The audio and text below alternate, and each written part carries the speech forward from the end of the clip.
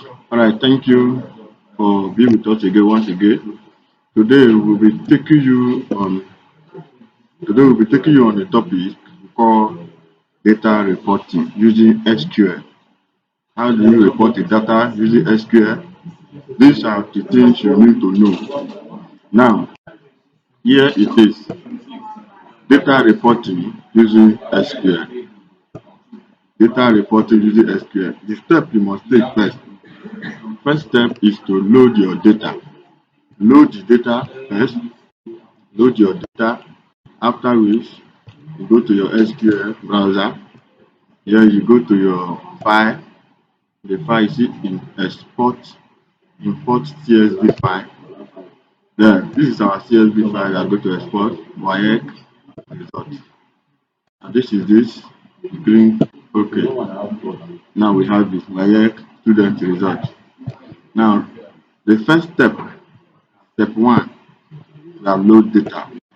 Now the second step we are going to do after loading our data is we are going to retrieve our data. Retrieve the data. Now, how do we do that?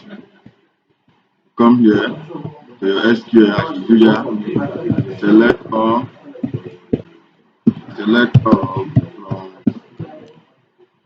all from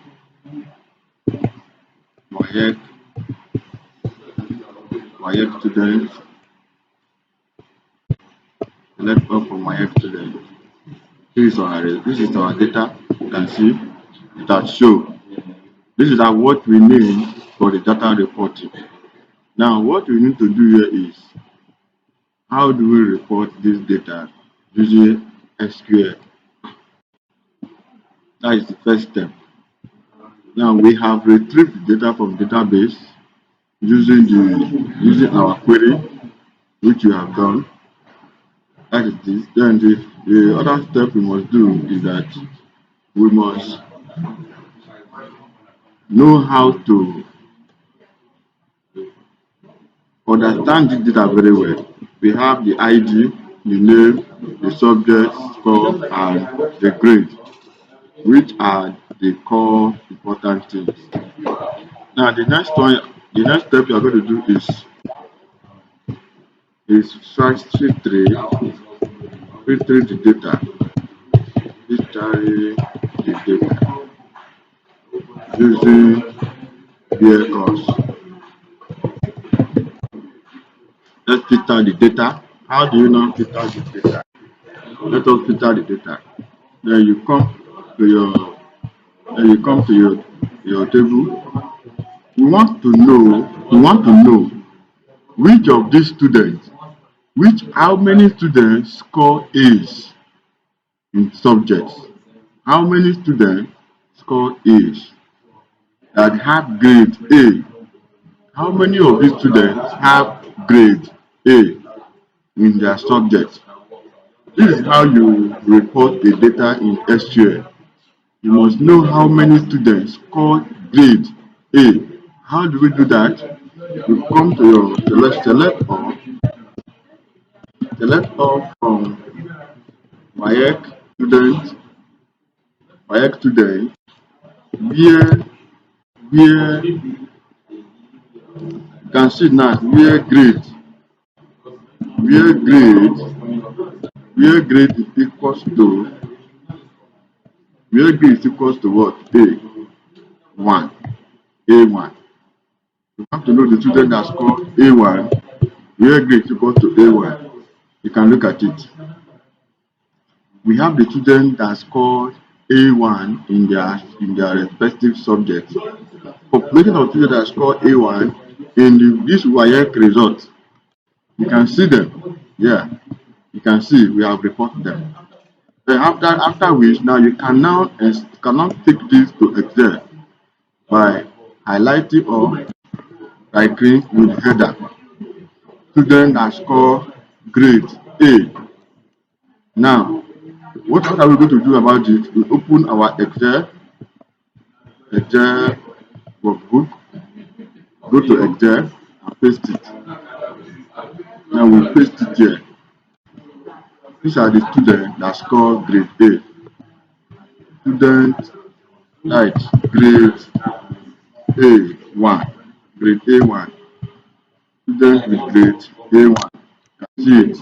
All the students here score A1 in their score. You can see it very well. They all score A1 in their score. That is for that. Then you go back to your report. We want to know the student that score. Now let's select all the scores again. Select all from like student. You can see. Now we have B2, A1, we have B2. Now let's select student that have B2. How do we do that? We just highlight this as well. Come here and paste it where grade is equals to what? G2. G2. Then run it. These are the students. They are not much. These are the students that score B2 in their score. You can now take it as well. Right click, copy the header, come to your Excel, come to your Excel as well. You report it in your Excel. You click here and paste grade B2, grade B2, B2. These are students with grade B2. You have done that. Now, let's go to the next one. Student that scored after B2, we have B3. We are reporting your data now. B2, then B3, and so on and so forth. Let's select one that have B3. Select all from my student. Then let's check for B3. Let's check for B3. Just copy this one here and paste. Just change it on to 3 and run it. You will see these are the students that score B3. That is how you can report your data as well. You copy all as well.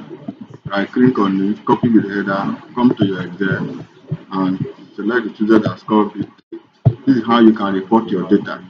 From here, you can now plot your graph. When you are through, you can now try to plot your graph. That is the student with grade B3. Grade B3. That is it. Now, have you done all this one now? What is the next thing to do? Have you done all this? What is the next thing to do? Now, our next one now is to know total number of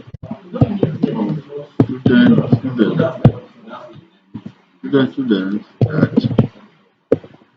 that can pass each of the subjects above. Subjects. We want to know the total number of students that pass each of the subjects. How do you do that? How many students pass biology? How many students pass this? How many students pass that? How do we know that? We want to know all of this one now, as we have said before. This is our B2. Now, we are going to select